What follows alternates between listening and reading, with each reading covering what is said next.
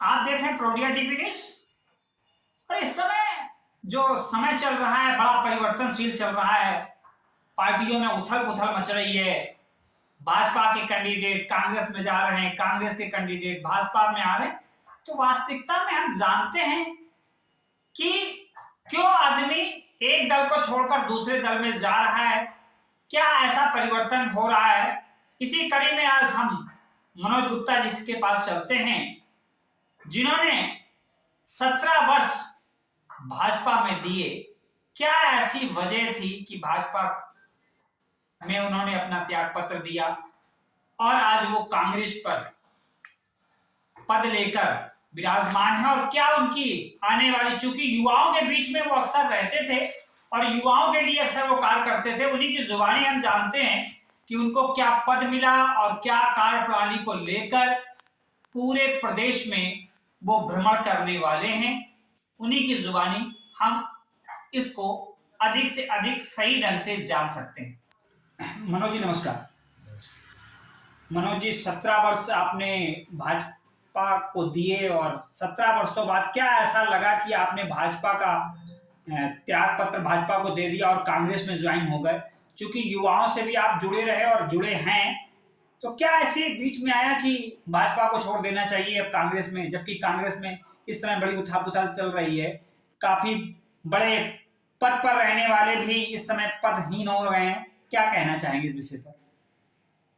यदि आप विचार करें, मैं जिस परिवार से जुड़ा रहा, निष्ठा पूर्वक सेवा की और निष्ठा पूर्वक सेवा करने के बाद मैंने संगठन के शीर्ष नेतृत्व को लगातार 3 सालों से पत्र के माध्यम से सूचना था। आज कानपुर की राजनीति को देखा जाए या समाज सेवा की राजनीति, तो जिन व्यवस्थाओं को देखा जाए, एक साधारण परिवार से होने के बावजूद हमने भारतीय जनता पार्टी की एक परिवार के तहत खून पसीने से सेवा करी है।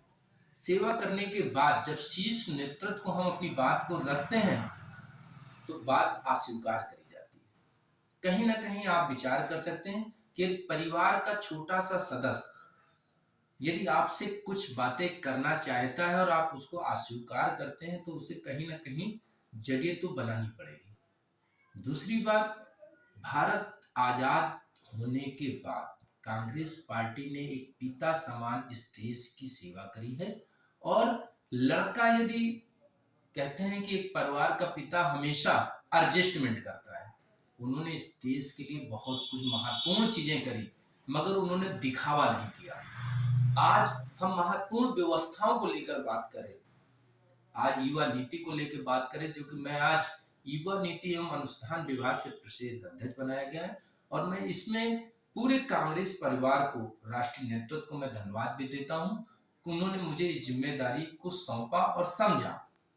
मेरी राहुल जी से बात हुई और राहुल जी ने हमें कहा कि आप काम करिए, और हम कहीं ना कहीं युवाओं को लेकर विचार कर रहे थे। आज हमारा भारत देश का युवा, यदि आप देख ले तो रोजगार के लिए जो लोग बात कर रहे हैं मीडिया में या किसी चीज में, तो युवाओं के पास रोजगार की व्यवस्था नहीं है। आप बताएं ना कहीं, कोई भी, मैं ये नहीं कहता कि लोग कहते हैं कि कागज पर, मैं प्रैक्टिकल वर्कर पे बात करता हूँ। प्रैक्टिकल पर मुझे बता दें कि किस युवा के पास रोजगार है। कोरोना काल में एक ठेलिया वाला हमारे परिवार के लिए सब्जी की व्यवस्था करता था, आज वो कहाँ ठेलिया वालों के ऊपर विचार किया जा रहा है? कोई विचार करने को नीचे स्तर पर नहीं है। मैं युवा नीति को लेकर आया हूँ, युवा ही देश का विकास और परिवर्तन लाएगा, ये 100% नीतियों को तय है। राहुल गांधी वरिष्ठ नेता है और युवा नेता है और एक पढ़ा लिखा समाज व्यवस्थाओं को समझ सकता है, जिसने प्रैक्टिकल किया है।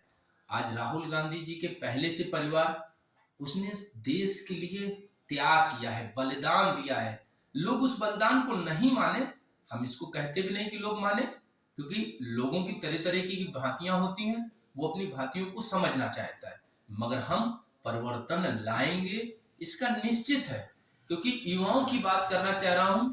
आप युवा किसी भी सेक्टर में बात करें, हमारे, मैं जिस पार्टी में था या जिसमें सेवा की, परम आदरणीय प्रधानमंत्री जी कहा करते थे कि प्रैक्टिकल, लोकल और वोकल पे हम काम करेंगे। मुझे कोई भी एक लीडरशिप बतावे कि किस जिले पे लोकल पे काम हुआ है। मैं जिस जनपद में हूँ, कानपुर में, आज एक भी उद्योग की बात करें, कहाँ है वो उद्योग? किस प्रैक्टिकल की बात कर रहे हैं? आज एक गरीब आदमी के लिए रोड में चलने की व्यवस्था से ज्यादा है कि उसको रोजगार की आवश्यकता है। हमें जनप्रतिनिधि और युवा रोजगार की व्यवस्था करनी है, शिक्षा पर बात करनी है, परिवर्तनशील की बात करनी है। कहां गई शिक्षा पे? लोग कह रहे थे कि ये शिक्षा नीति बन रही है। आप जाइए, कौन सा विद्यालय बगैर डोनेशन के बच्चों का एडमिशन करा रही है? कोई डोनेशन, बगैर डोनेशन के कोई काम ही नहीं हो रहा है। शिक्षा माफिया एकदम पहले से ज्यादा, पहले 10%, इस समय 100% शिक्षा माफिया इस जगत में हो चुके हैं। भूमाफिया, लोग अपनी अपनी जमीनें, आज भूमाफिया, उत्तर प्रदेश के यशस्वी प्रधानमंत्री और यशस्वी मुख्यमंत्री जी ने भूमाफिया एंटी माफिया कानून बना दिया, मगर आप देखें कि उस कानून के तहत भूमाफिया अलग अलग चल रहे हैं। एक भी भूमाफिया के ऊपर कार्रवाई बताएं हो रही हो?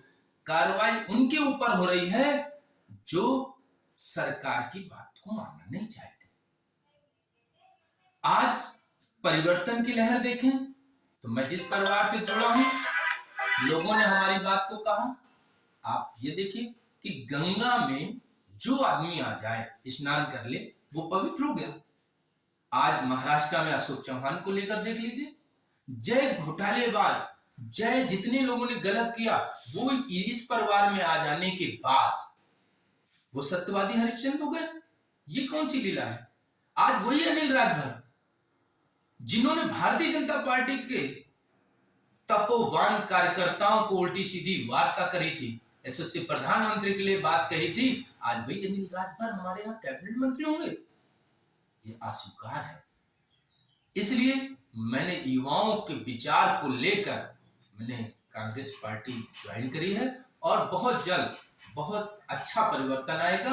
आने वाले कल में लोगों को विचार करनी पड़ेगी, धर्म आधारित देश है या रोजगार चाहिए या क्या व्यवस्था चाहिए। हम व्यक्ति को सब चीज समझाना चाह रहे हैं। जैसे लोगों ने हमसे कहा कि हम राम मंदिर जाएंगे, तो मैंने लोगों से कहा कि पहले राम का मतलब समझने का प्रयास करो। राम आखिर क्या? राम आखिर संस्कार, आप त्याग। इन बच्चों से पूछो पहले कि अपने माँ बाप की सेवा करिए कि नहीं।